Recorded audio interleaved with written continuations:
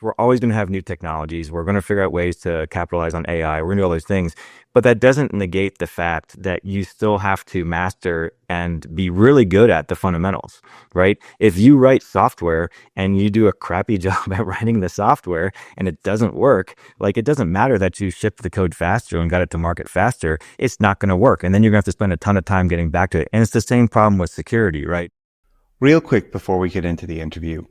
One of the first exercises I run with executive teams is mapping their business portfolio to visualize the current work in progress and how it aligns to the overall business strategy. Now, without exception, every time I run this exercise, the gap between the current state and desired state is far wider than every executive believed, hoped, or even imagined. I've put the exact template to use, how I do this, and made it free for all of you to download by following the link in the comments. Go get your copy and let me know how it goes. Now back to the show. Welcome to the UNLEARN Podcast. On this episode, we dive deep into the intersection of innovation, leadership, and influence with none other than Lee Vorthman, a seasoned expert in cybersecurity, cloud technologies, and operational resilience. With years of experience from working with industry leaders, starting out in the military and then moving into the private sector, Lee has honed a unique perspective on how organizations can thrive in an era defined by digital transformation, technology innovation, and cybersecurity challenges.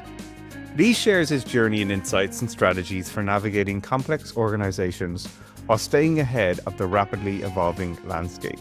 From leveraging technology for business growth to creating a culture of continuous improvement and collaboration, this conversation is packed with actionable advice and great ideas for how you can influence others when they may feel like they are accountable but also need agency. Whether you're an entrepreneur, a tech leader, or someone passionate about these challenges, this episode is something that you're really going to enjoy. So let's get to unlearn, unlock the future, and learn where it began. Enjoying the podcast? Don't forget to subscribe and follow us on YouTube. This way, you won't miss any episode, and it greatly supports our podcast. I grew up in a military household, a lot of military family, a lot of military history, and I thought that was my path. And, it was fine for the time, but didn't turn out to be the career that I thought it was going to be. And I had started in technology before I went into the military. And so I fell back on that because I was passionate about it. And it turns out that I'm good at it, right? And so I think, pulling a lot of those life lessons and leadership lessons from the military certainly has helped me and made me more appreciative, right, of the civilian world, where it's like, okay, well, you could be getting shot out or deployed on a moment's notice or go do something you don't want to do. You have a choice in the civilian world, and that puts it in perspective, right? Because now you can say, well, how critical is this situation and how do we want to deal with it, right? So that was, I think it's taken me a long time to realize that, but, there's a book called Range. There's a book called Range, which is Why Generalists Rule the World. And I really, that book, I read it maybe like 10 years ago or whenever it came out. And that book, I think, is one that people that aspire to be executives or people leaders, I think is really a good one to read because, yes, go get the PhD, go get the research, go be the specialist. But at some point, you're going to have to learn those other skills that make you valuable and make you empathetic, right, to other people's situations. So that was inflection point for me, was like, hey, I want to go do the military thing. And then I was like, maybe that's not the best. Maybe that's not for me, right? Even though I thought it was. And then you can still get where you want to go to, even though it wasn't where you thought you'd end up. I love this idea of generalists, and how the impact you can have, because there are fads, if you will, where specialists, especially in your career when you're starting out, it is one way where many people sort of make impact. They sort of niche down, if you will, to say, I'm going to be an expert in security or large learning models, probably the one that everybody wants to be. Yeah, AI or, pick the flavor of the month, right? So it's, but as you're describing this, it's something that really, I certainly had to figure out in my own career was, I loved building. I started off as an engineer. I enjoyed it, but I didn't love it. One day a week I would have a perfect day where I just put my head down and started writing code, and it was like 5 o'clock and I didn't even notice. four other days I bashed my head against a computer screen going like, this thing sucks, I hate it, why am I doing it? But I was in a startup and it allowed me to get exposure to the product development side, like figuring out what we should build rather than how. And that I sort of followed that path a little. But one of the things that I found was really limiting to me, and in that startup, it was one of the reasons it didn't turn out as I hoped, is I didn't understand the finance side of the business. And it was, for me, I've just never really had an interest in it.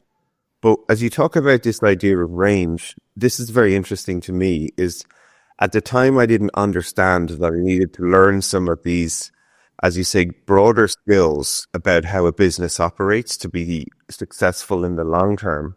I was a little bit trapped in the, no, I like this, I'm good at this, I'm just going to focus on that sort of, if you will, small segment rather than the range.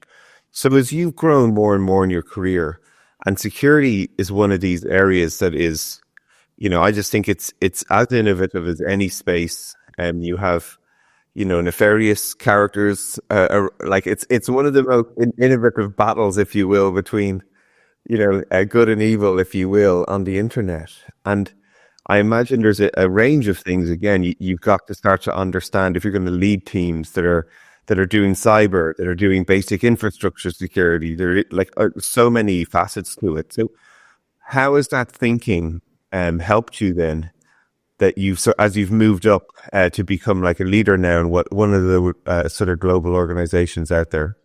I at least share my journey into security, which is, it started out, in like help desk, and then eventually kind of worked my way through IT. And at the time, right, the security position didn't exist. It was called like, global information security or information security, or not even that. It was just called, some other function of IT, right? Yeah. And so it's like, I think a lot of us that are now at, my age or, older, have kind of come through the traditional like IT or engineering path, like you mentioned, which is fine. But, what I found being in my current position and, a few of the past positions is that, everyone is enamored with the hacker or the technology, or, you're in an active defending situation, you're being attacked by a nation state and you're pounding on the keyboard and you're saving the world. Sure. Right. That happens, every once in a while. But I think the technology and the, that black and white, Superman versus, evil situation gets hyped up so much that people get into it because they're like, oh, I want to be the hacker, or I want to know how this stuff works. Yes, we need those people. But ultimately, what I found at the leadership level is that the security function, coming back to range, actually touches every aspect of the business, right? So you have to know how finance works to secure it. You have to know how HR works to secure it. You have to know how all of the different businesses function. But more than that, it's the role and the actually function is less focused on technology. Like, sure, we need some of those things. But actually, in almost every single leadership position I've been that's related to security has been a cultural change or a cultural problem, where you've come in and been like, hey, what do you have? Well, we tried to do this, but we don't really think it works, or we don't believe in this, or we just don't understand it, whatever it is. You're not sure. I can slap technology in the environment all day, right? But if people don't believe in it and they're going to bypass it, it's not going to be effective, because then, they're just going to circumvent your controls. So I found for that range, drawing on those skill sets of like, oh, I've been an engineer, or I've worked in product, or I have at least understanding of finance, or I have spent some time with HR, or whatever it is, to build those empathetic relationships so you get those alliances. So then when you do actually go to them and you ask them the hard questions of like, oh, no, you can't do that, and this is why, I'm suggesting you do this instead. And they'll see it as a threat to them because they've only been an engineer, or they've only been a whatever for their time period. And they're like, I'm just trying to get my job done. I want to go home by 5. Like, come on. And you're like, well, look, we can do this smarter, and I'll actually make your job easier. And here's how. And you have to get that mindset change. And that's what I found that range really helps, because you can find those commonalities that, I think if you just progressed and only were in that path, and you only did engineering, or you only did whatever, it's very difficult to understand what that other person is going through when you make that ask to them. They could be, they could have a millimeter of space left in their cup, right? And you're trying to pour a gallon in there and it's not going to fit, right? And so I think that's been at least super helpful for me is recognizing that it's more of a cultural position, and I'm here as an advisor. I'm here to help you make your job easier. And certainly I'm here to advise on risk, but I don't always have to be right. I might be wrong. You don't have to do what I ask you to do, but that cultural change of building that trust and those alliances has been like critically important, because especially in the security space, we get all of the, kind of responsibility without necessarily the authority to do it. And so you have to like convince people to be your allies to get the things done that you want to do. So that's been honestly where I've spent probably the last 5 or 6 years. And we could talk a little bit about it if you want to go down that rabbit hole. But that whole just how do I change people's minds has been a very interesting journey for me to go on and to learn. Yeah, no, I that's exactly what I wanted to look like on, actually, because you sort of said the trigger phrase, if you will, for me. I've got all the accountability and not enough of the agency, and Right? I think a lot of people feel like that sometimes in their roles. The broadness of how many people are now thinking about problems. Is it secure?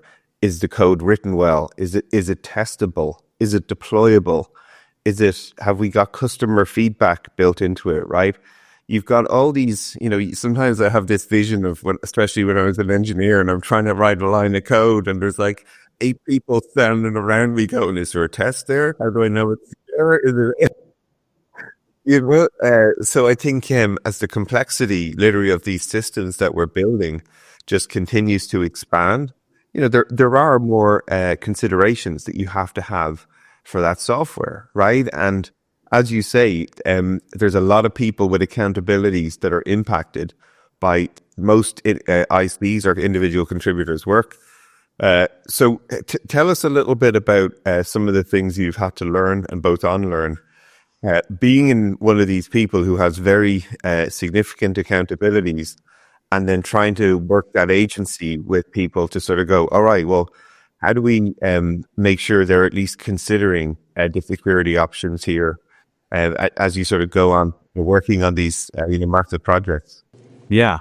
Oh man, I love this topic. So I think the first thing is, you said it, which is agency, right? And coming from a military background, we'll go all the way back to that part of the conversation. When you're in the military, there's a very strong sense of ownership, right? This is my mission. This is what I go and do. I'm the one to go do it or lead my people to go do it. And so there's this very strong sense of ownership, because if anything in the mission goes wrong, well, you didn't plan properly, you didn't bring the right equipment, you didn't coordinate, whatever it is.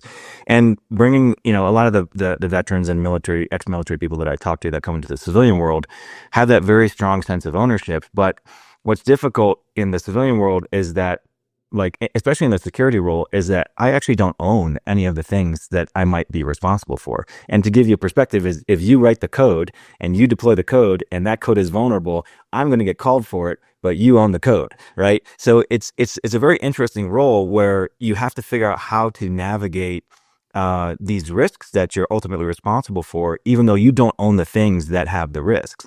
And so a lot of my conversations, and this is where I come back to building those alliances, is like, you don't want to go to someone when the house is on fire and be like, you have to fix this immediately, without that foundational relationship in place, because you're just kind of tearing down trust, and it's not a great situation to be in. So having those regular conversations, trying to build that psychological safety in there, so that when you do come to them and say, hey, this is not the best idea, or I noticed this thing and it's vulnerable, this is my opinion for what you should do, but I don't own that thing, right? So what we're going to do here is I'm going to make a recommendation to you. You're going to accept that recommendation or not as the business owner. If you don't accept it, that's fine, right? But we're going to document that thing so that we don't forget where we ended up in that decision, and so that we both know that who's accountable and who's ultimately responsible for that thing.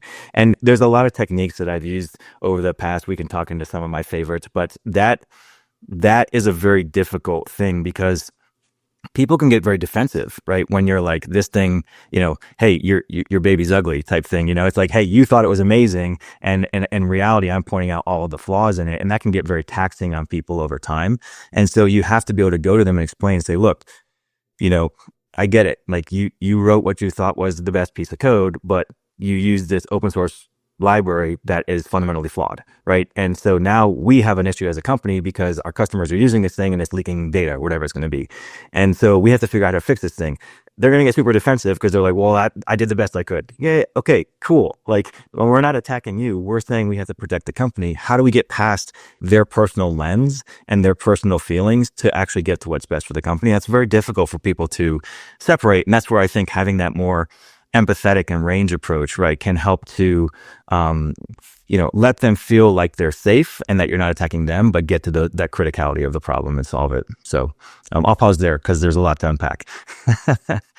So what you just said reminded me of a situation I was in very early in my career. I was working with, which is one of the most famous flight aggregators now, but it was only a startup at the time. And the way they were structured is that you had an engineering team and you had an operations team.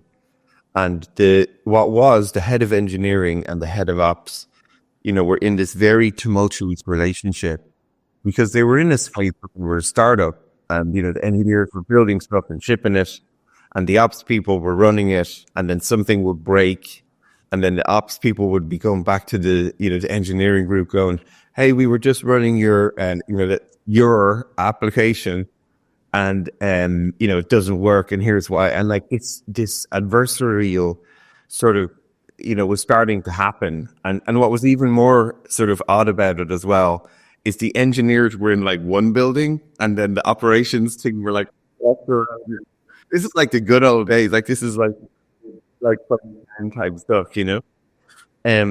but it, like, one of the things that really got them through it is that, to the testament of both of those leaders, eventually they got to this point where they were like, we're creating this toxic relationship between ourselves where we can't get it. We have to find ways to elevate it. That I'm not here to say you personally messed this up. I'm here to say we have a situation that's not the way we want it to be. So, and they really encourage this idea of like a blameless postmortems, where such a push on no one's here to say it was your fault, or Barry, you wrote that bit of code that was ran, some script that broke this thing.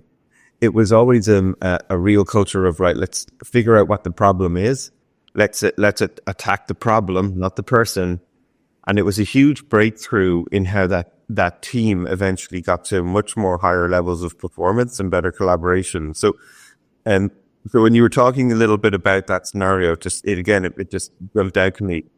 What are some of the other techniques you've learned, as you sort of said, to help people in that scenario? Because it's so hard not to make it personal. And people are under pressure, as you sort of alluding to before, right? Like, you need to ship the code. You need to be hitting your sort of team performance metrics. So what are some of the things you've learned there as well? Yeah, I mean, this whole topic, right, is why you see companies, adopt, DevOps or DevSecOps, right? Because now you combine the deployment teams with the operations team into a single team, and you hopefully avoid that conflict. But, there's a lot of techniques like over the years that, have learned to try to convince people, I'll say, to do things, right? So, for example, at my last role, we were trying to do a zero trust rollout. And in that conversation, similar to this, there was this fundamental mistrust of the conversation because with zero trust, right, you're pivoting from having this sort of crunchy outside with VPNs and things like that to this, hopefully security everywhere, but also, the internet is your network. And the networking teams were very defensive about this because they saw it as an existential risk to their roles and their identities and their jobs. And so, this can be any situation, right? It could be an engineer needs to write something, whatever it's going to be, product wants to do a new product. You're still trying to convince people to do things. And so two of the techniques that we found extremely successful is when you're coming up with someone within your organization that's just entrenched, right? All they do is say, no, hey, we want to do this thing. We want to launch this new product. It's best for the company. And they're like, nope, that's dumb. We don't do it. I've been here for 20 years. Like, I can't see how that work. Okay, right? Yeah, exactly. you know these people, right? And so it's fine, right? It's just that their view of the world is that, right? And so how do we break them out of that? And so one of the first techniques, which I'll share, is that we basically said, we called it the switcheroo. And so what we would say to people is say, okay, we've talked for the last 6 months and you've given me every reason under the sun for why this thing won't work. How about this? Give me one reason why it will work, right? And then all of a sudden they go, well, we could do this. And the next thing you know, the floodgates open, and then it's their idea, and they're off and running with it. And you're like, wow, I don't know why that took so long, right? And it's amazing, right? And they're on board. And so like that psychological switch, I think, comes back to like what you said is that I'm not attacking you personally, right? I'm trying to figure out what's the best thing to do for the company or the business or whatever. And we got to separate that somehow while still acknowledging that you are an individual that is involved in this decision. And that's very difficult, right? It's very difficult to give people that safety. And then the other one, which is related, is let's just say you have someone in the organization that, like, if you went to them and asked them directly, I want to buy this thing. Nope, can't do that, right? All they're going to do is tell you no. And it's like, okay, well, I don't necessarily want to go through the 6 months or this switcheroo type thing to try to convince them directly, because they're just never, I don't know, maybe we had this relationship that just never worked out, whatever it is. So I call this the Jedi mind trick. And what we did was basically we say, okay, who are all the influencers around this person? Let's go talk to all of those people. And we would say, hey, we think this is a great idea. We want to launch this new product. We want to secure this system. We want to invest in this thing, whatever it is.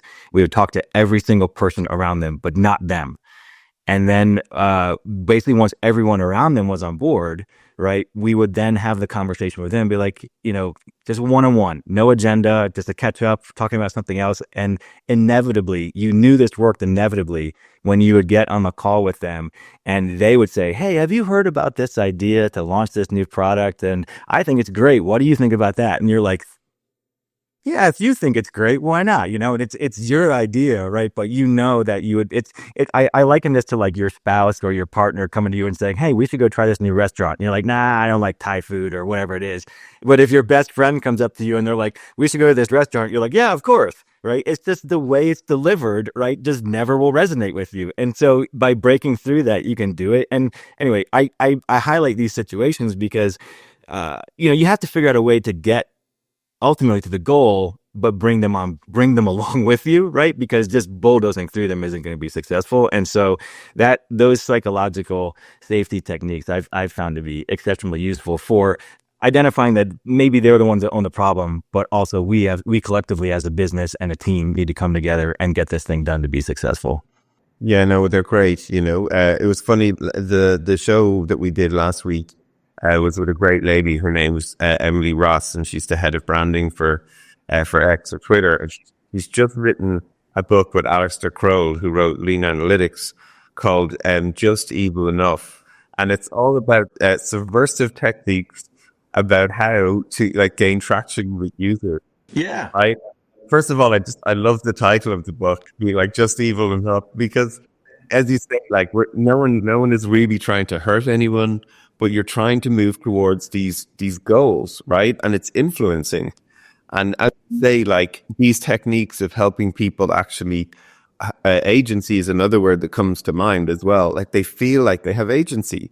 So whether it's the switcheroo and they have this idea and they're like, oh, we'll go do it, or your peers around them are convinced and you're building consensus, really, these are great techniques, I think, for people to understand about influence, and it's really important. So now tell us more. One thing that I really want to ask is looking forward in the industry, right? You're talking a lot about in teams, in your own personal experiences, bringing people on board.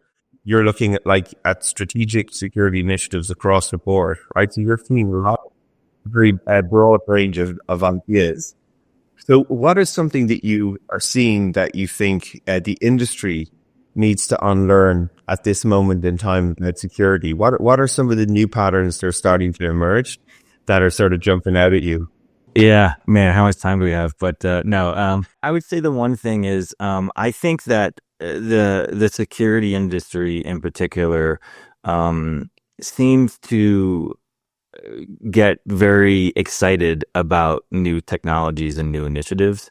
And for the most part, whether it's the Gartner hype cycle or whatever else it is, right? There's the rest of the industry tends to have their moments too, like whether it's blockchain or AI or pick your flavor of the month. I I think you can get caught in this trap where you think that technology is going to save you, or you have technology that you're searching for a problem, right? Or a solution for, right? You're trying to fit it into this thing that you may not have. And so when I look forward, right, yes, we're always going to have new technologies. We're going to figure out ways to capitalize on AI. We're going to do all those things. But that doesn't negate the fact that you still have to master and be really good at the fundamentals, right? If you write software and you do a crappy job at writing the software and it doesn't work, like it doesn't matter that you shipped the code faster and got it to market faster, it's not going to work. And then you're going to have to spend a ton of time getting back to it. And it's the same problem with security, right?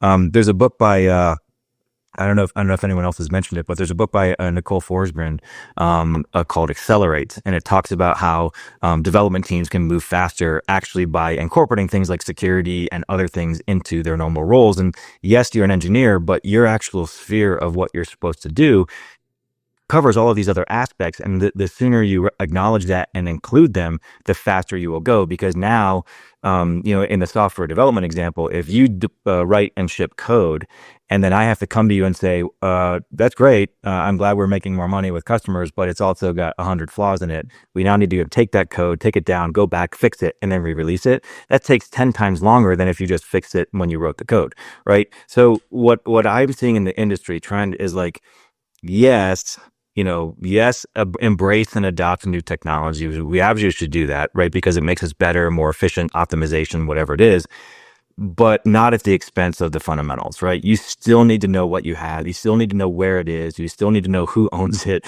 Like there's these things that like we get so wrapped around the axle for like time to market and speed and iterate and just build this thing. And it's like, okay, yes, but when are we going to go back and make that thing better? Like when are we going to make that thing more resilient, or we're going to go make it, more secure or whatever it's going to be? And I think that the modern day of DevOps and, Agile has gotten, perverted a little bit in that, yes, it should help you iterate and make things faster and get to market faster. But we've also lost sight of there's still these fundamental ways of doing things, especially at the enterprise level of, the company I work for, that you need to do in order to give the best experience for your customers and for the market. And, we'll pull on a latest example like CrowdStrike. Let's pull on that one. I would say this, CrowdStrike clearly had issues in that, like how they were pushing their fixes or updates to customers. Why would you ever push it to everyone at once, right? You should stage it and phase it and all that type of stuff. So that was one issue. Clearly their software rollout and update processes were not as mature as they should be. But now let's look at the customers, right? The customers that took the longest to recover, right?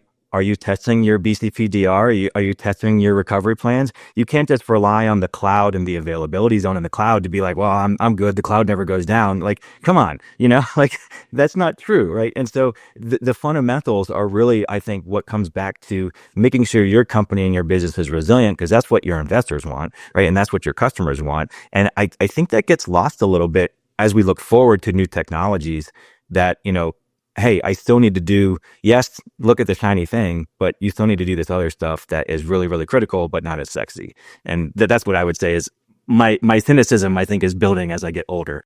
Good. That means you're obviously maturing at a good age, like a fine wine. But you do remind me of this idea of, yes, it's you want to be fast, but you want to be safe. And I think that's really, really important. We obviously love Nicole on this show. Her co-author of that book, Jez Humble, co-authored another book with me, Lean Enterprise. That's so we really know each other a long, long time, and Nicole as well, it's a big shout out to them. It's always good. Yeah, no, I love that book. It's been great, and it really helped to drive some of the cultural changes across the org, for those reasons. All right, well, shout out to Nicole. But but these, I think it's so important what you're describing, because the pressure is always on speed. It's always get it done faster, get it done sooner, get it in the market. So it's we're selling these things, and I always feel like these ideas of whether they're cross-functional requirements or people's like, oh, it's another thing we have to do. But some product manager or leader feels like they're not prioritizing more features. No, I agree, right? Is that, how do you do that prioritization and figure out, what you should be doing and when, right? So looking forward then, what are you most excited about in the security space? What's the thing that's that you're sort of geeking out on or are looking forward to? I think we're at this really interesting point where, dare I say the AI, word, but I do think we're at this really interesting point now where,